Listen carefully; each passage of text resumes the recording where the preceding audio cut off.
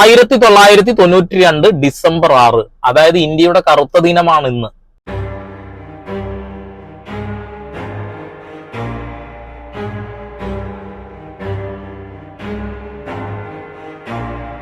ബാബരി മസ്ജിദ് തകർത്തിട്ട് ഇന്നേക്ക് 32 വർഷം തികയുന്നു. ഇന്ത്യയുടെ മതേതരത്വവും ഭരണഘടനയും ഒക്കെ അതിക്രൂരമായിട്ട് പിച്ചു ചീന്തപ്പെട്ട ദിവസമാണിന്ന്. എന്നിട്ടും അത് ആഘോഷിക്കുന്ന ഒരുപാട് ഹിന്ദുക്കളുണ്ട് എന്ന് കേൾക്കുമ്പോൾ എനിക്ക് വളരെ ലജ്ജ തോന്നുന്നു എന്നുള്ളതാണ്.